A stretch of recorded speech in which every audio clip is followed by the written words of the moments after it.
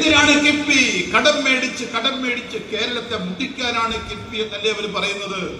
ഇത് കടമല്ല, ഇത് ഇൻവെസ്റ്റ്മെന്റ് ആണ്.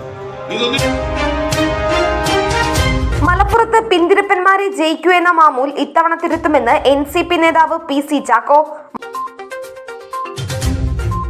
മാറാത്ത മലപ്പുറം ഇത്തവണ മാറുമെന്ന് മലപ്പുറം മണ്ഡലം LDF സ്ഥാനാർത്ഥി KT മുജീബ്.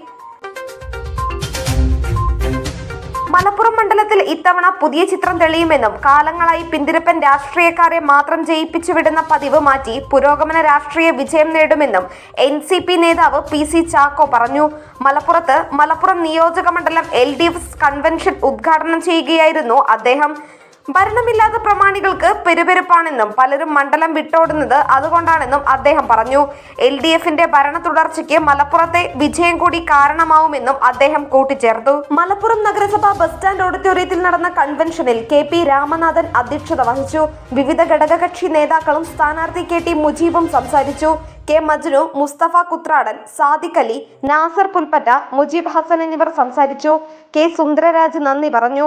പാലോളി അബ്ദുറഹ്മാൻ ചെയർമാനായി.